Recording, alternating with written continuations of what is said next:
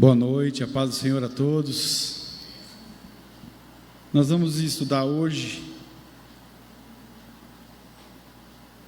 carta de Tiago 4, do versículo 11 ao versículo de número 17. Tiago, capítulo de número 4, versículo 11 até o 17. É muito bom poder estar aqui para louvar ao Senhor, engrandecê-lo e aprender de sua palavra. Diz assim: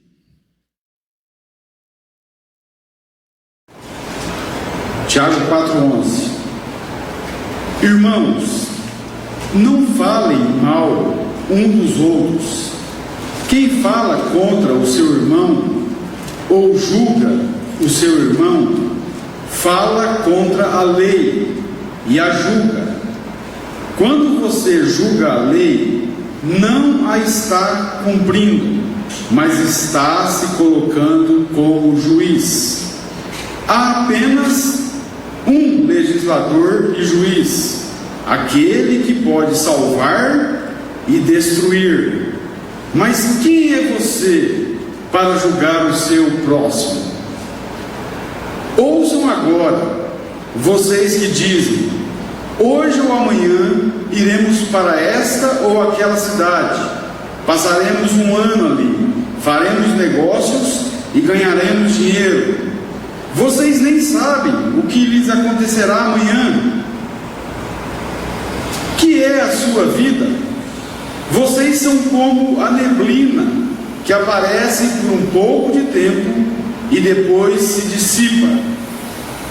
Ao invés disso, deveriam dizer: se o Senhor quiser, viveremos e faremos isto ou aquilo.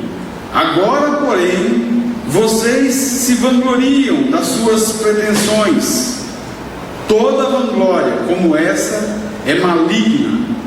Pensem nisto, pois quem sabe que deve fazer o bem e não o faz, comete pecado. Feche seus olhos mais uma vez. Pai, obrigado, Senhor, por nos ajuntar aqui nessa noite. Obrigado por ter nos alcançado, Senhor, com tão grande salvação. Ó Pai, nós precisamos tanto do Senhor, do Teu agir, do Teu perdão, da Tua misericórdia, do Teu amor, da Tua graça. Nós somos dependentes de Ti, Senhor. Pai, o desejo do nosso coração é que o Senhor fale conosco, Deus, por meio de Sua palavra. Ó Deus, eu reconheço a minha pequenez diante do Senhor, mas também reconheço a Tua grandeza e sei que Tu és capaz de fazer, Deus, aquilo que lhe apraz. Muito obrigado, Senhor, por tudo, no nome santo de Jesus. Amém e amém. Bem, eu quero falar sobre 3 advertências de Tiago para nós. 3. Primeira, segunda, terceira. Mas vamos ver cada uma delas. Tiago aqui, ele nos exorta. Primeira advertência: Tiago nos exorta a não falar mal uns dos outros. Vamos seguir. Irmãos, não falem mal uns dos outros. Quem fala contra o seu irmão ou julga o seu irmão, fala contra a lei e a julga. Quando você julga a lei, não a está cumprindo, mas está se colocando como juiz. Tiago aqui, ele torna a falar sobre a maledicência. Você vê, a Natália deu a aula sobre a questão da língua, né? O mal que há na língua. Até tem uma pregação do pastor Ricardo Gondim, chamado Como Domar uma Fera Chamada Língua. Eu ouvi essa mensagem há 20 anos. Muito boa. Se você puder ter acesso, não sei se tem no YouTube, mas ele fala do mal, né, que nós temos na língua. Então, Tiago é tão recorrente que ele já falou desse assunto, mas ele vai tornar a falar para nós não falarmos mal uns dos outros. O falar mal uns dos outros, no grego, está no sentido de denegrir, inventar, ir além da verdade, difamar. Por quê? Porque muitas vezes nós temos o péssimo hábito de acrescentar alguma coisa que não é verdade. Nós podemos até relatar algumas coisas que é verdade, mas nós muitas vezes acrescentamos algo. E falar mal quando uma pessoa não está perto é bastante complicado, porque a pessoa não tem direito de resposta, a pessoa não tem como se defender. Então eu fico pensando assim, eu lembro-me de um pastor, o pastor Laércio Valvassori. Ele disse assim um dia: tudo aquilo que você tiver coragem de falar para a pessoa, perto da pessoa, você pode falar longe dela. Tudo que você tiver coragem, se colocar você e a pessoa, e você falar aquilo que você quer, você pode falar fora, porque você vai ter coragem de falar a verdade para a pessoa. Porque muitas vezes, está dando microfonia, mas muitas vezes a questão está nisso aqui, denegrir a imagem, inventar, e nós somos campeões nisso aqui. Ir além da verdade, quer dizer, a verdade vai até num ponto, nós vamos além, nós ultrapassamos o limite da verdade e tecemos comentários que na verdade são nossos, não é a verdade propriamente dita. Isso aqui é muito complicado, essa questão de difamar. Sobre essa questão de difamação e calúnia, eu quero que vocês assistam um vídeo que fala de um testemunho de um pastor. Eu quero que o pastor Itamar coloque então o vídeo número 1 que está aí, para a gente assistir. Muito bom o testemunho desse pastor Jorgival. Eu conheci ele pessoalmente, homem de Deus. Eu estava pregando em uma convenção, e o pastor disse o seguinte a mim: Bento, eu recebi um convite para pregar 600 quilômetros da minha cidade. O que é que houve, pastor? Só que quando chegou o dia, eu fui no guarda-roupa, que peguei 3 pares de ternos para um final de semana. Aí quando eu fui fechar a mala, Deus disse: coloque o quarto. Você esqueceu, e você deixou o mais bonito, coloque ele dentro. Ele pôs. Foi botar os 2 pares de sapatos, Jesus disse: coloque o terceiro. Ele pôs sem questionar, pegou, fechou a mala, pegou o carro e ia para a cidade. Ele disse que quando andou 300 quilômetros, parou num posto de combustível, diminuiu a velocidade. Quando emparelhou com um posto, tinha um homem sentado na beira da pista. Aí quando ele emparelha, Deus disse: dê uma carona a este rapaz. Quando ele olhou, o homem estava podre, fedendo, cabeludo, sujo. No meu carro levo nada. Aí Deus imprensou, ele parou, deu ré, abriu a porta de trás e colocou o homem. O homem cabisbaixo, baixou a cabeça, nem questionou, entrou, sentou quietinho lá atrás. Ele colocou o cinto no homem, o homem fedendo. Ele começou a dirigir, ligou o ar, todo vapor para tirar o odor. Aí ele colocou o CD no CD play e cantava aquele hino. Eu era pobre e perdido, sem Deus e sem Jesus, quando Ele estendeu as suas mãos.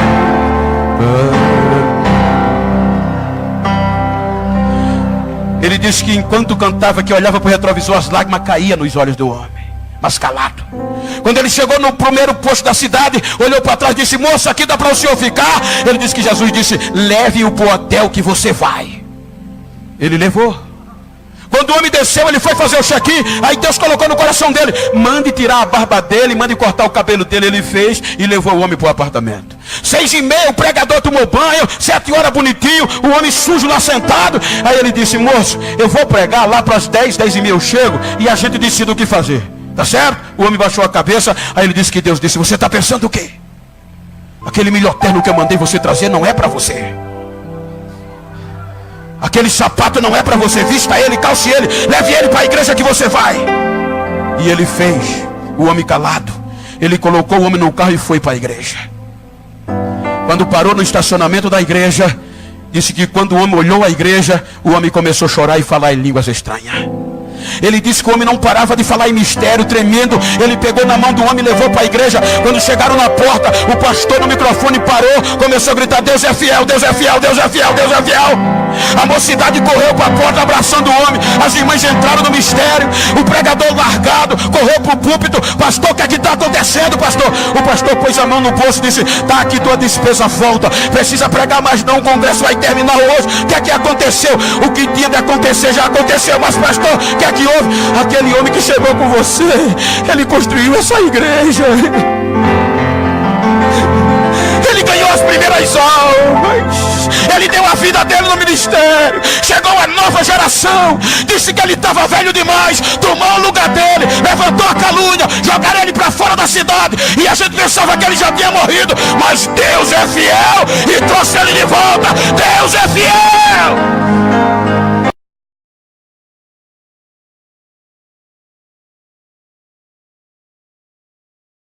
Amém. Deus é fiel. Calúnia que inventaram contra o pastor. Isso é um perigo, irmãos. Sabe, esse falar mal, ele pode causar grandes prejuízos. É o caso do saco de pena, né? Quando a gente fala mal dos outros e depois não é aquilo, é uma calúnia, a pessoa fica com a imagem denegrida. Aí diz, como que aquele cara que vai e fala: solta as penas de um saco numa montanha alta, no vento. Aí vai lá e cata cada pena, não tem como juntar mais. Então acontece isso. Então esse falar mal também é isso. Essa questão de denegrir a imagem, de levantar calúnia. E muitas vezes isso acontece dentro da igreja. É triste falar isso. Mas muitas vezes pessoas são feridas dentro das igrejas por causa desse negócio de falar mal, de inventar, de levantar calúnia, de denegrir a imagem. Rapaz, você já percebeu que quantas pessoas estão feridas longe da igreja porque um dia aconteceu isso com a pessoa? Quantos desigrejados não existem que não querem saber mais da comunhão, não querem saber mais do ajuntamento com os irmãos, não querem saber mais de igreja, se feriram. E muitas vezes a gente critica sem saber o que aconteceu de fato, porque se você for ouvir, você vai ver que a pessoa tem uma resposta plausível para aquilo que ela está vivendo. Vamos continuar.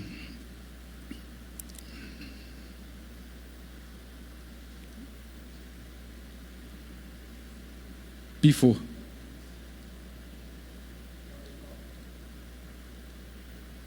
Beleza. Tá, só voltando aqui um pouco. Nós vimos a questão de falar mal e de julgar, porque o texto diz assim, ó: quem fala contra o seu irmão ou julga o seu irmão, fala contra a lei e a julga. Quando você julga a lei, não é está cumprindo, mas está colocando como juiz. Não parece que Tiago está dizendo que nós não podemos falar nada, não podemos julgar nada, não podemos julgar o nosso irmão? Parece que Tiago, ele está dizendo para nós ficar com o biquinho calado, porque todo mundo tem defeito, cada um tem o seu defeito, então você não põe a cara onde você não foi chamado. Parece que é, mas será que é mesmo? Diante disso, nós não devemos julgar? Não devemos julgar nada? Muito pelo contrário, eu quero abrir um parênteses aqui, quero falar sobre isso. Esse versículo não está ensinando que nós cristãos não podemos julgar, de forma alguma. Há um julgamento certo e um julgamento errado. O que não podemos fazer é inventar, caluniar, difamar, denegrir a imagem de nosso irmão. Jesus disse que ele julgava com reta justiça, diferente dos fariseus, que julgava na sua própria cobiça, na sua própria vontade. Então, não está dizendo que nós não podemos julgar, porque a própria Bíblia vai falar para você julgar muitas coisas. Quanto ao julgamento com reta justiça, a Bíblia diz que nós devemos julgar várias coisas. Primeira, nós devemos julgar a profecia. Tratando-se de profetas, falem 2 ou 3, e os outros julguem cuidadosamente o que foi dito. Podemos julgar isso. O que mais? Vou passar rápido essas questões. Qual que é a segunda? Segunda, devemos julgar o pecado na igreja. O caso do irmão que... Olha o que Paulo fala. Para que ele seja acabado na questão do Satanás. Entregue ele a Satanás, para que ele seja salvo depois. Paulo diz isso. Então, é um irmão que estava na igreja e foi julgado. O que mais? Devemos julgar as disputas nas igrejas.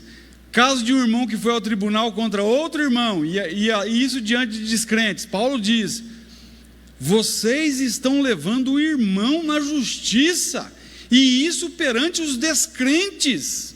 Como pode? Não há entre vós um sábio que julgue isso? Olha para você ter ideia o que Paulo diz. Será que não tem um sábio aí no meio de vocês para julgar essas coisas?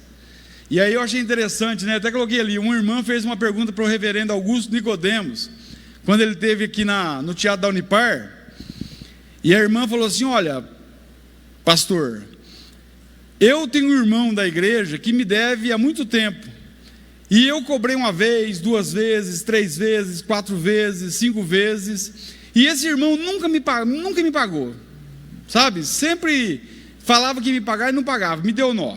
Na verdade, nunca pagou. E daí, eu não posso levar ele na justiça? A pergunta da irmã foi essa, por causa desse texto. O reverendo Augusto Nicodemos diz: não, irmã, pode levar. Isso aí não é irmão, não. Pode levar, não é irmão. Um cara que está 5 vezes cobrado e não paga a conta, não é irmão. Foi o que o reverendo Augusto Nicodemos, a resposta que ele deu. E é a grande verdade. O que mais? Nós devemos julgar a nós mesmos. A ceia diz isso, né? Que cada um examine-se a si mesmo e depois coma do pão. Ali fala, na ceia também, fala assim, porque se nós julgássemos a nós mesmos, nós não seríamos julgados. Nós não seríamos julgados. Então nós temos que ter um discernimento que nós precisamos de julgamento. Rapaz, eu louvo a Deus quando alguém chega e me corrige, e eu vejo que aquilo ali, sabe, está correto, é para o meu bem, e é glorioso isso, rapaz. E a gente muitas vezes não faz isso com o irmão, e o irmão às vezes precisa de que outro irmão alerte ele, abra os olhos dele, que julgue ele. Devemos examinar e julgar os espíritos. Amados, não creiam em qualquer espírito, mas examine os espíritos para ver se eles procedem de Deus, porque muitos falsos profetas têm saído pelo mundo. Temos que julgar, irmão. O falso profeta no nosso meio, nós temos que julgá-lo. Nós temos que dar capim para ele, porque o lobo não vai conseguir comer capim muito tempo. Ou ele se arranca, ou ele se converte em ovelha. De duas uma vai acontecer. O que nós não podemos é dar carne para o lobo, porque daí ele vai se saciar. Isso é verdade. Então nós temos que julgar. Esse negócio de que não pode julgar. Você não pode julgar. Eu vou chegar lá. Acho que é o outro ponto aqui. Devemos julgar os falsos mestres. Olha lá. Recomendo-lhes, irmãos, que tomem cuidado com aqueles que causam divisões e colocam obstáculos ao ensino que vocês têm recebido. Afastem-se deles, pois essas pessoas não estão servindo a Cristo, nosso Senhor, mas a seus próprios apetites. Mediante palavras suaves e bajulação, enganam os corações dos ingênuos. Todos têm ouvido falar da obediência de vocês, por isso estou muito alegre, mas quero que sejam sábios em relação ao que é bom, e sem malícia em relação ao que é mal. Paulo exortando a igreja que estava em Roma. Então, dizendo que não, tinha que julgar. A verdade precisa ser estabelecida. Olha, até essa semana eu tive sei lá, vamos dizer, uma discussão com o pessoal aí de outra igreja, porque lá são 3 coisas, é a Bíblia, o catecismo e a tradição. Aí eu disse assim, ó, o problema é que a tradição e o catecismo arrebenta a Bíblia, invalida a Bíblia. Aí é muito fácil. Aí então não existe heresia, não existe, porque quantas igrejas também têm 3 pilares? É a Bíblia, o regimento interno e o estatuto. E aí eles deixam entrar heresias. Por quê? Porque não é só a Bíblia. É por isso, amanhã vai fazer 502 anos da Reforma Protestante, sola Escritura. Até Augusto Nicodemos tirou um sarrinho na Igreja Batista da Lagoinha, não sei se vocês viram, pregou na Igreja Batista da Lagoinha o Nicodemos. Antes ele já saudou os irmãos e falou assim, olha para o irmão do lado e diga, sola Escritura. Ele pediu por ele, não é coisa dele fazer, mas ele fez só para tirar uma casquinha, né? Sei lá, é o jeito dele, né? Tem bom humor. O Mala disse, teu pastor é ladrão, deixa ele, não mexe com ele não toque no ungido do Senhor. Cara, ungido do Senhor ladrão?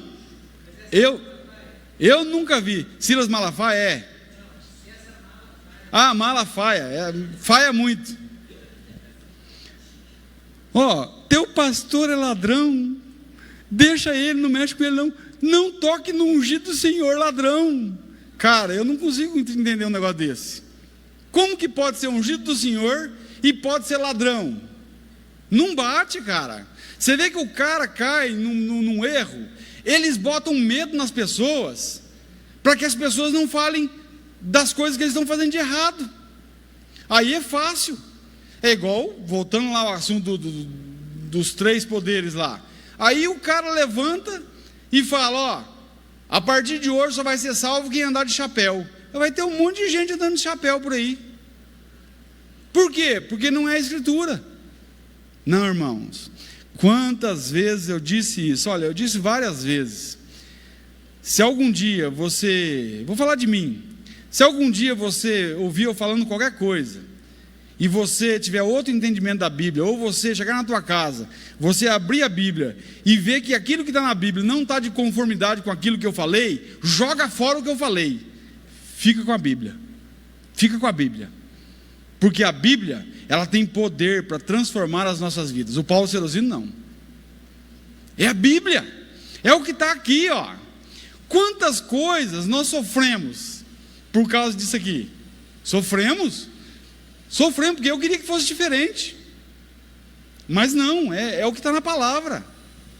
Outra coisa que eu disse e digo sempre, não tenho problema algum de passar por 1000 igrejas, não tenho, porque eu tenho plena convicção de que eu estou na igreja verdadeira, que é o corpo de Cristo.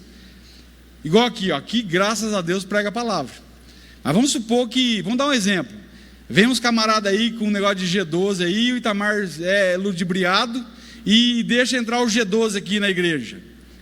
Eu vou chegar nele e falar assim, ó, tá errado, Itamar, não bate com as Escrituras não. Se ele falar, ô Paulo, puxa vida, cara, nós erramos, mas vamos consertar esse negócio aí, de boa, eu continuo aqui. Mas se ele falar, aqui quem manda sou eu, vai, manda sozinho, meu filho, tchau, eu fico com as Escrituras, não estou aqui por causa do homem. É isso que nós temos que ver, irmãos. Não temos que ser fiéis a homens, porque nós vamos prestar contas a Deus e não a homens. Nós precisamos agradar a Deus e não o homem, porque se você agrada a homem, você está servindo a quem? Para analisar, você está servindo ao homem e não a Deus. Eu não sabia que tinha ungido o Senhor ladrão, só que não, né? Quando alguém julga biblicamente o pecado e o erro, nunca é com o desejo de ferir as pessoas, mas de corrigir o ensino errado. Irmãos, é a grande verdade. A nossa luta não é contra as pessoas, irmãos. Nós não devemos, lutar contra as pessoas, mas contra os ensinos, as doutrinas erradas. Nunca é contra a pessoa. Nós devemos orar pelas pessoas. As pessoas, elas estão sendo enganadas, como eu e você fomos. Eu tenho quase que plena certeza que aqui todo mundo foi enganado já, nessa questão. Só o Guigui que não deve ter nascido num berço evangélico, nunca foi enganado. Mas muitos de nós fomos enganaram nós. E é duro ser enganado, hein? Eu lembro que o dia que caiu a ficha, que eu fui enganado, eu fiquei andando, fiquei a noite inteira acordado, só para você ter ideia, de tão traumatizado que eu fiquei. O julgamento apropriado é falar a verdade em amor. A verdade não é má, e falar a verdade em amor não é mal. Não é mal, irmãos, você chegar e falar a verdade. O duro é você não falar, é você ser conivente com o erro, é você, muitas vezes, você, de certa forma, apoiar o erro. É o que está acontecendo aí.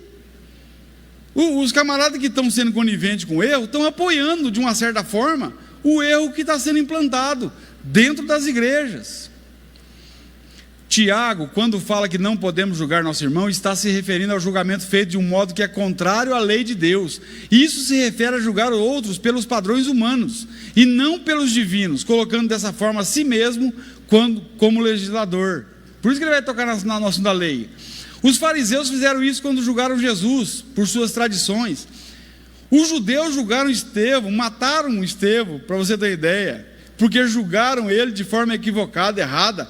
Quantos julgaram Paulo de forma errada? Todos os cristãos, exceto João, morreram de forma traumática, martirizados, arrastados por cavalos, cortado pescoço a fio da espada, lançado do pináculo do templo, como foi Tiago. Quantos morreram? Morte. André foi crucificado numa cruz em X, Pedro crucificado de cabeça para baixo. Os caras morreram.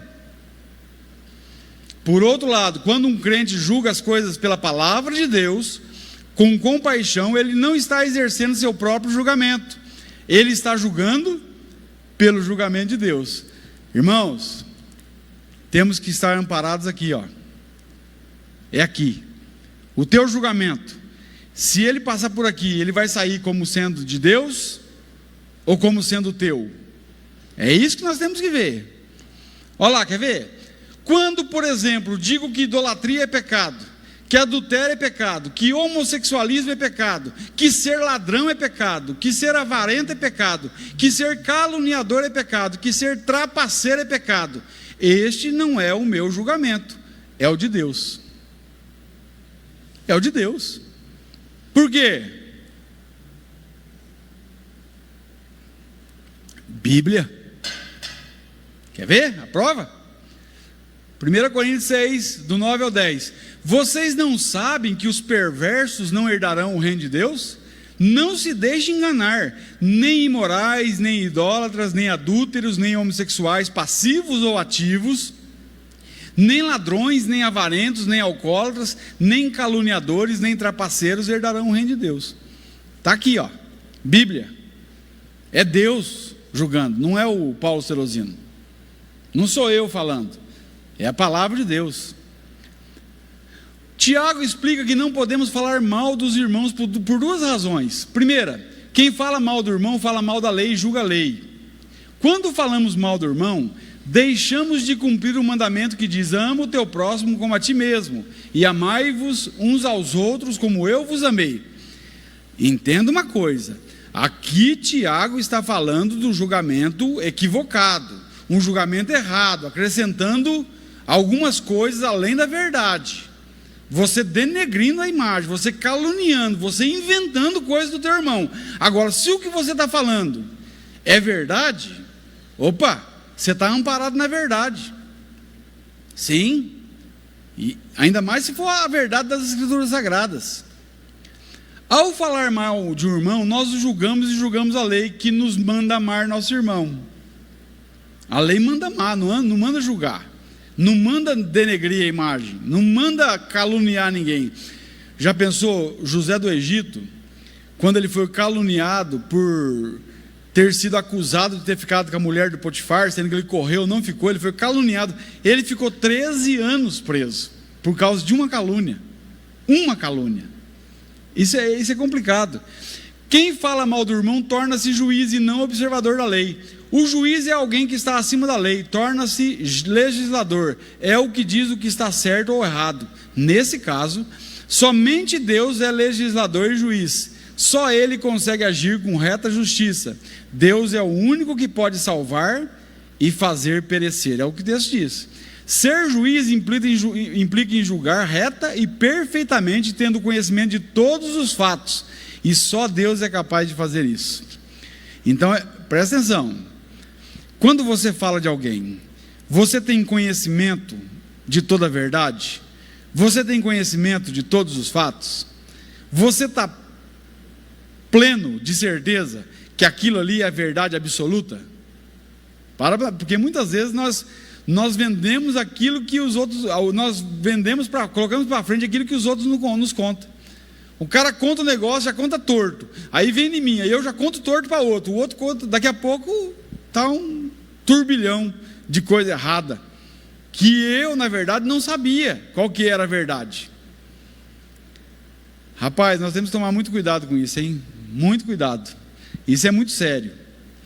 Tiago termina com uma pergunta: tu porém, quem és? Tu que julgas o próximo. Tiago faz um questionamento para nos levar a refletir sobre a nossa incapacidade de julgar e mostra a nossa presunção em tentar agir como juízes, como se fôssemos Deus. Tiago nos adverte a não falar mal dos nossos irmãos. Eu até brinco, né? Quando a gente senta lá em casa e começa a falar um do outro, aí eu brinco assim, uns têm salmos, outros têm hinos, né? Para que falar, né? Ainda mais falar mal.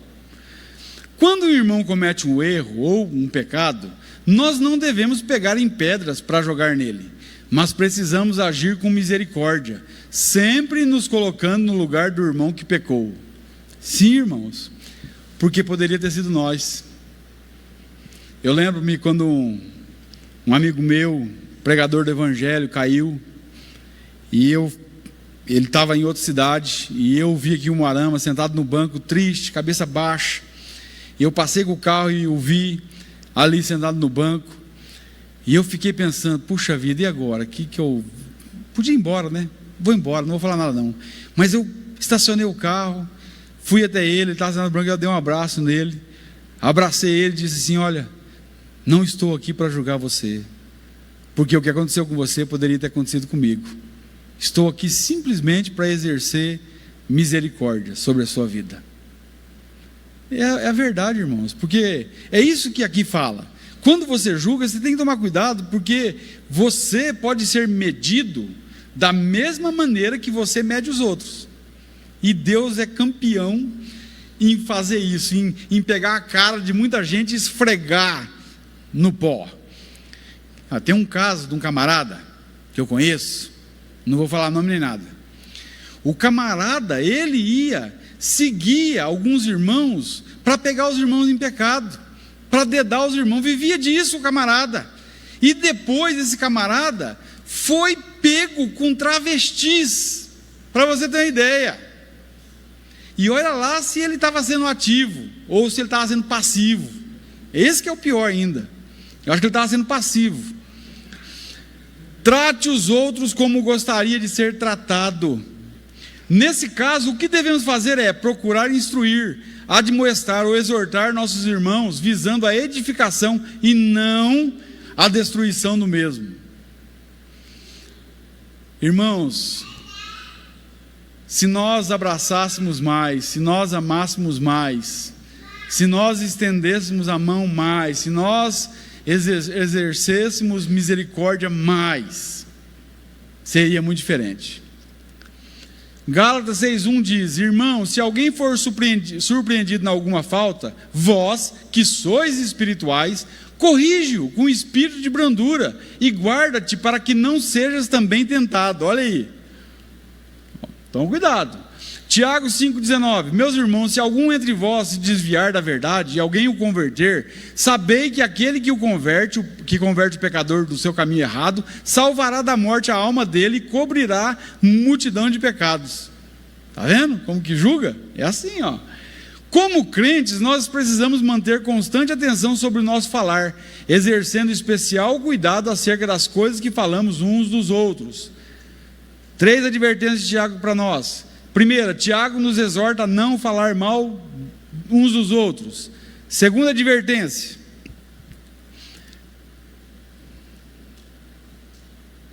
Tiago, ele nos exorta a não sermos autossuficientes e compreender a brevidade da vida. Está aqui, ó.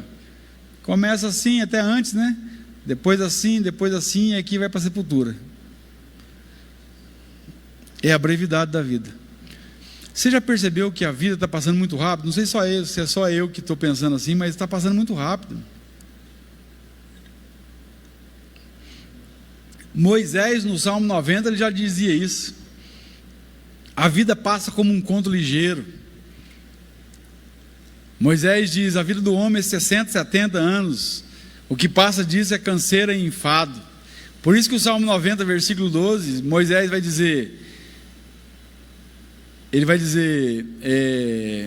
ensina-nos a contar os nossos dias para que alcancemos corações sábios.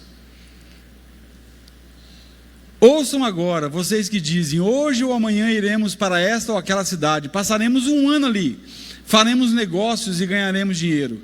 Vocês nem sabem o que lhes acontecerá amanhã, que é a sua vida. Vocês são como a neblina que aparece por um pouco de tempo e depois se dissipa.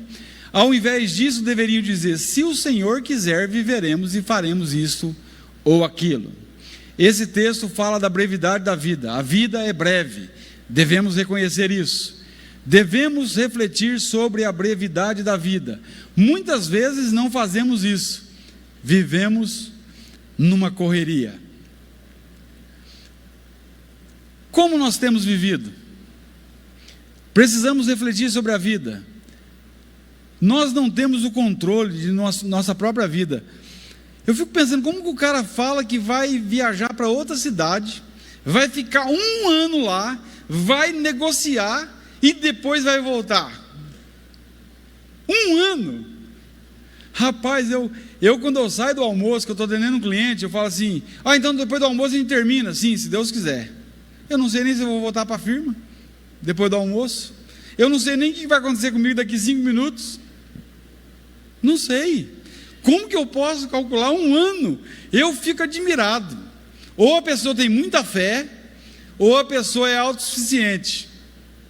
Acha que é, né? Uma hora cai do cavalo. Fica falando, daqui um ano, não chega nem no final do dia. A vida é circunstancial. Como é verdade isso, irmãos? A vida é circunstancial. Nós estamos bem agora. Nós não sabemos o que vai acontecer daqui a pouco. É duro. Nós não sabemos. Não está nas nossas mãos. Nós não detemos o controle da nossa própria vida. Ninguém aqui respira o seu próprio ar. Se Deus fechar a torneirinha do oxigênio lá, acabou, meu irmão.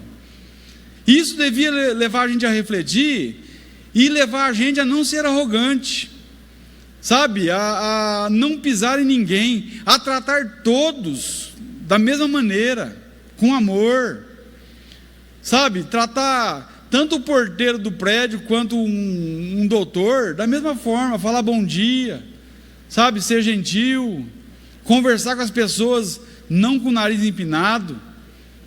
Rapaz, nós vamos para a mesma sepultura, vai morrer, não adianta. Pode ser branco, negro, índio, mulato, pode ser rico, pobre, vai para a vala, do mesmo jeito. Somos frágeis, dependentes, limitados, e isso deveria tirar toda a nossa arrogância. Nós somos pó, e ao pó voltaremos. Eu lembro de uma vez que deram o microfone para o irmão orar no final do culto, e ele disse assim, Senhor, nós somos pó, abençoa o pastor que é pó, abençoa os irmãos que são pó, Senhor, abençoa essa poeirada tudo. É tudo pó, irmão. Olha o Steve Jobs. Cara, você sabe o que me chama a atenção? Por isso que a Bíblia muitas vezes fala que se a gente se calar, as pedras clamam. Você já percebeu que Deus tem usado os ímpios? Deus usa os ímpios. Sim. Talvez você é bem legalista, sabe? E você fala, não, Deus não usa ímpio. Usa sim. Usa quem Ele quer. Olha o Steve Jobs, cara, o cara que não tinha nem um pouco de temor a Deus, um cara que era autossuficiente em si mesmo.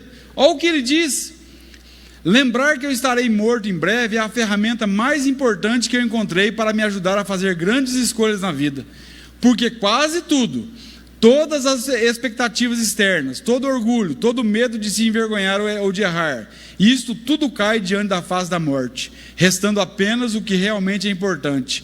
Lembrar que eu vou morrer é a melhor maneira para eu saber evitar em pensar que tenho algo a perder. Um cara que tinha tudo, né? Menos o controle da própria vida. Um cara que tinha tanto dinheiro que ele estava com câncer no pâncreas e ele conseguiu um fígado 2 toques, né? Não sei como que consegue, né? Dinheiro. Nós vamos morrer, mas enquanto isso não acontece, pensemos na vida. Como é que nós temos vivido? Como temos tratado as pessoas? Temos que aprender a valorizar mais a presença daqueles a quem amamos, pois a qualquer instante poderão ser tirados de nós. Sim. Você já percebeu assim que quando uma pessoa que tem tudo para viver em comunhão, perto de pessoas, e aquela pessoa morre, você pode ver no velório, é um desespero só, principalmente pessoas que não conhecem a Deus, sabe, porque não deu tempo de viver, e a pessoa partiu. Até hoje eu vi um banner, uma imagem de um homem na cama, vendo o celular, e a mulher querendo conversar, e ele só no celular, e dali a pouco a mulher morre, na cena de baixo aparece ele com o retrato dela, olhando e chorando. Quando tinha tempo, não conversou. Depois que morreu, meu camarada, acabou. Não tem jeito mais. Nós temos, é igual a música do Renato Russo, nós devemos amar as pessoas como se não houvesse amanhã. Aí as pedras falando. Você já percebeu que o Renato Russo, um ímpio, ele disse que é preciso amar as pessoas como se não houvesse amanhã? E existem hinos gospel que falam de vingança? Ó, para você ter uma ideia. Então tem um padrão aí, você não pode ouvir música do mundo, irmão. Melhor ouvir Renato Russo do que ouvir uns certos hinos aí, gospel. Devemos amar mais, não só com palavras, mas com atitudes, com gestos, com franqueza, incondicionalmente. Será que temos valorizado nossa família? Você, marido, tem valorizado sua esposa? Você, esposa, tem valorizado seu esposo? Você, pai e mãe, tem valorizado seus filhos? Vocês, filhos, têm valorizado seus pais? Não adianta pedir perdão depois que a pessoa morre.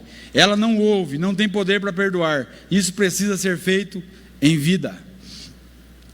Que possamos amar mais, perdoar mais, se relacionar mais. Eu quero que o pastor Tamar coloque o vídeo número 2.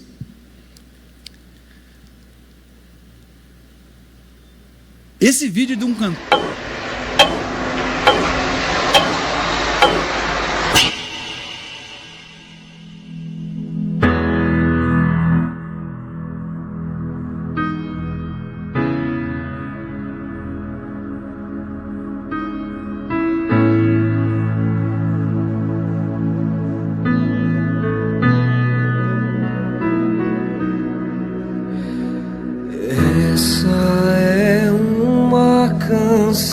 De amor, veja onde está o seu coração, coloque-o na palma da mão.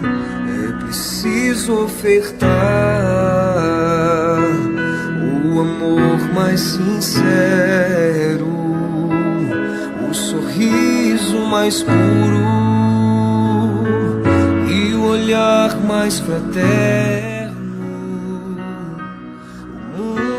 Precisa saber a verdade. Passado não volta, futuro não temos e o hoje não acabou.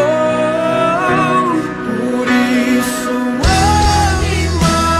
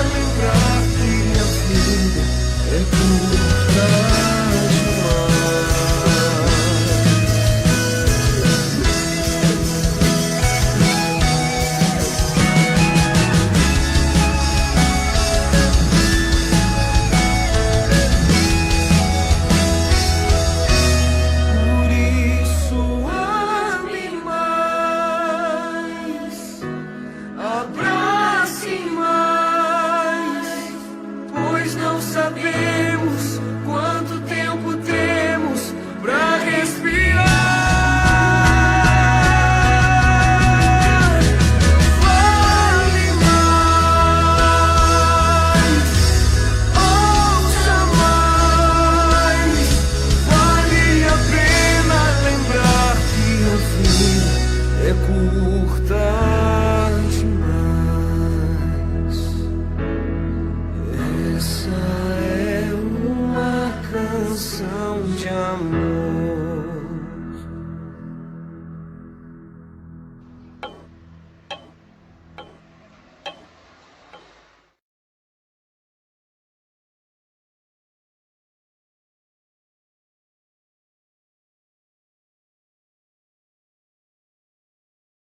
Mais que bens materiais.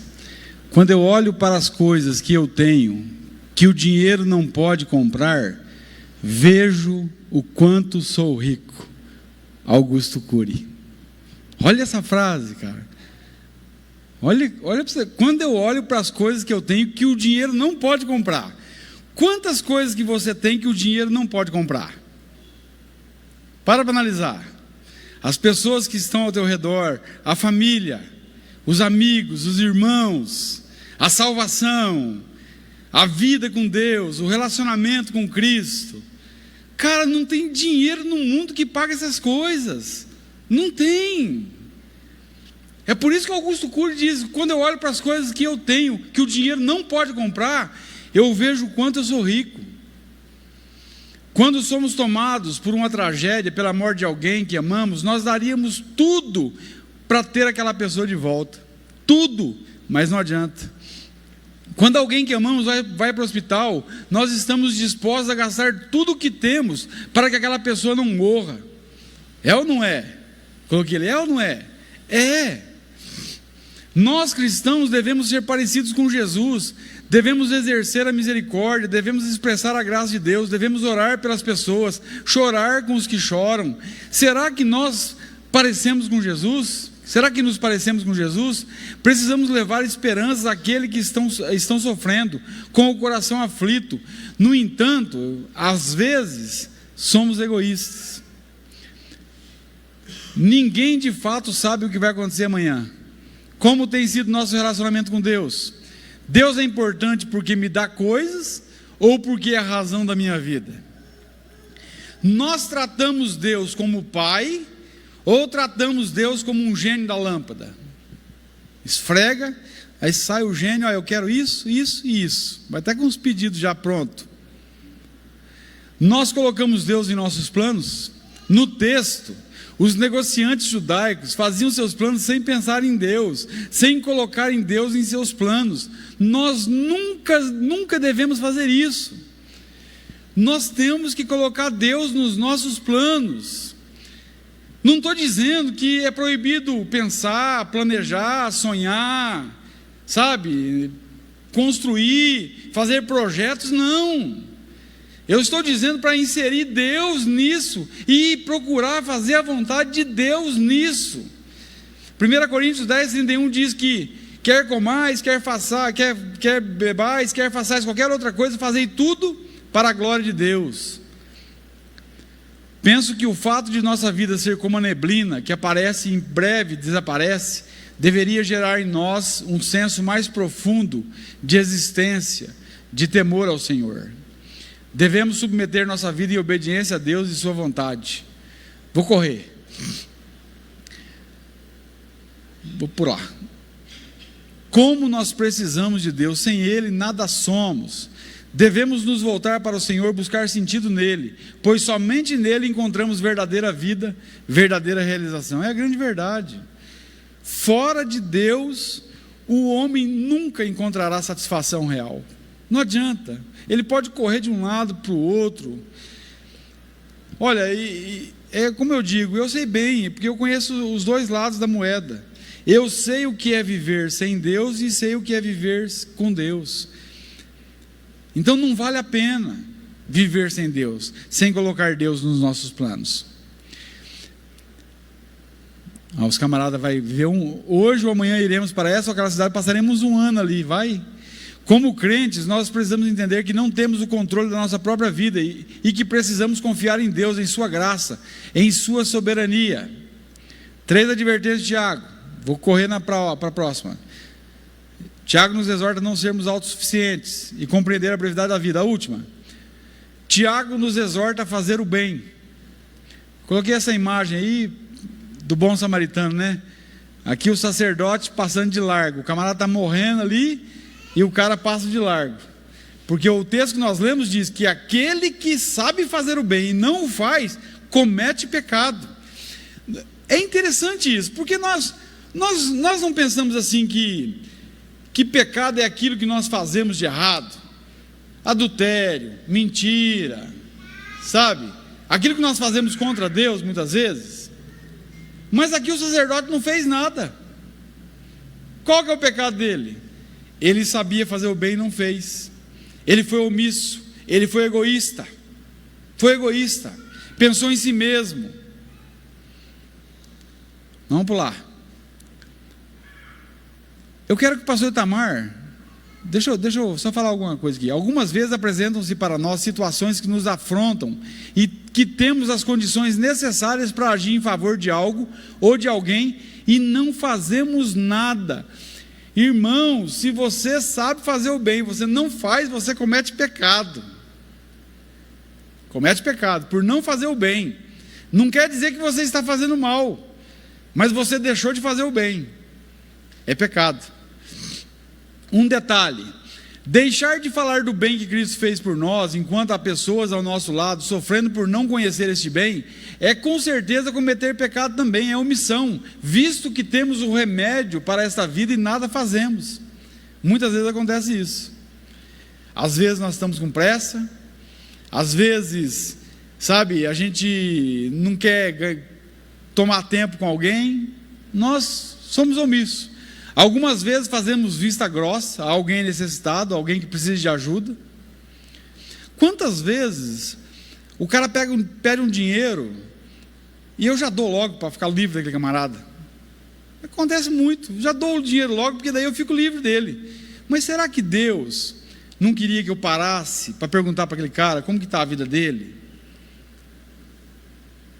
Sabe, olha, quando você vê uma pessoa, pergunte como que está na casa dela. Talvez você pode ajudar mais do que dar 10 para a pessoa.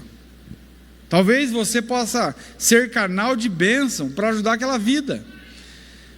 Para você ter ideia, eu encontrei um homem no Banco do Brasil, o homem pediu dinheiro, eu sentei com ele, dei dinheiro para ele e falei assim: viu, mas como que é o nome do senhor? O senhor tem celular? Ah, eu não tenho, mas minha esposa tem. Qual que é o número do celular dela? Tem WhatsApp? Tem.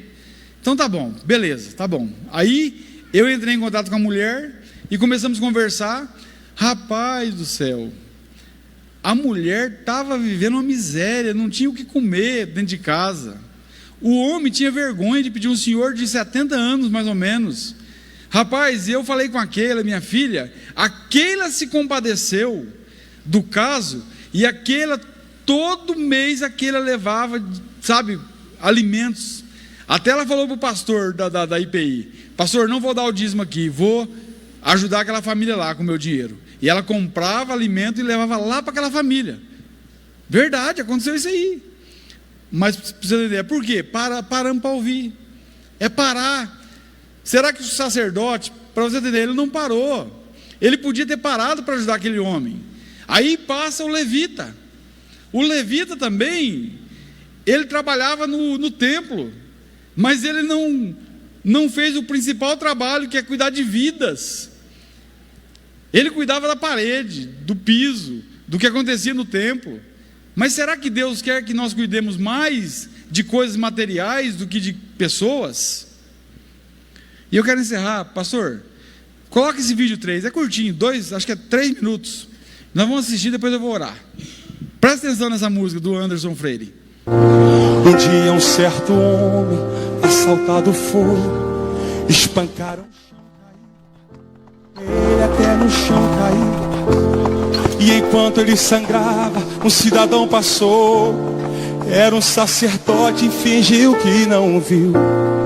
Estava com pressa, tinha prioridade, mas mas faltava amor, essa é a verdade. No mesmo lugar vai passar um levita. Quem sabe uma canção pra Deus ele cantou, dizendo eu te amo acima de tudo. Mas como a si mesmo, o próximo ele não amou. Fez a mesma coisa que o sacerdote. Não tinha remédio pra sarar a dor. Com as mãos vazias ele prosseguiu, e alguém caído pelo chão continuou.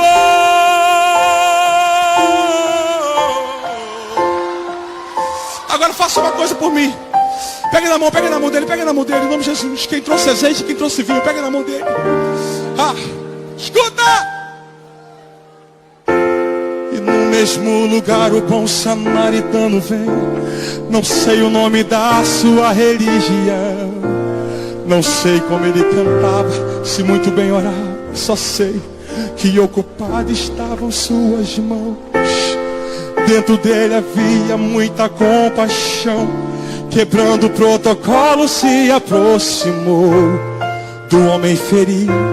Ele foi até o chão. Ei, sinta ele aí tocando em suas mãos. Derramou azeite e vinho em suas feridas. Estancou teu sangue e te levantou. Fez da sua vida a essência dele. O bom samaritano de você cuidou. Ele não olhou para sua aparência, nem o que você tinha para oferecer. Não importa se existe alguém aqui caído, o bom samaritano vai aparecer.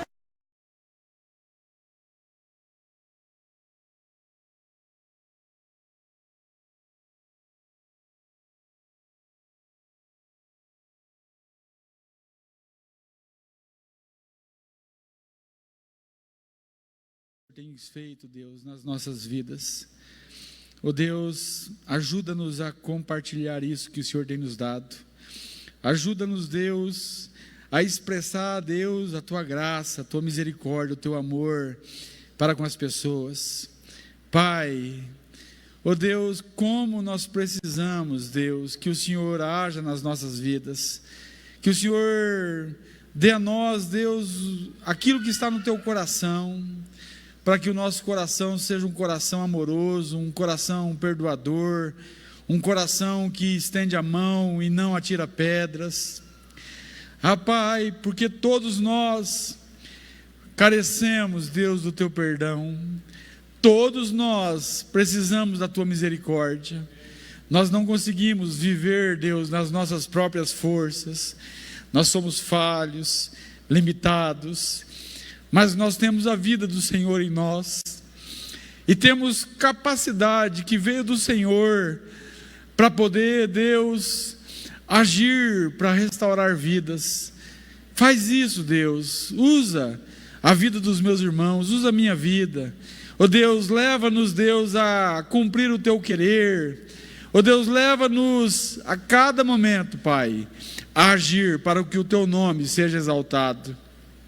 Faz notório o Teu nome, Pai, através das nossas boas obras. Ajuda-nos, Deus, a cumprir, Deus, aquilo que está proposto na Tua palavra, que é o amor. Ajuda-nos, Deus, nós precisamos, Deus, do Senhor para isso. Não temos capacidade alguma, mas toda a capacidade, todo dom, toda boa dádiva vem do Senhor para nós, Deus. Nós Te exaltamos nessa noite. Nós Te bendizemos, Senhor. Nós glorificamos o Teu nome.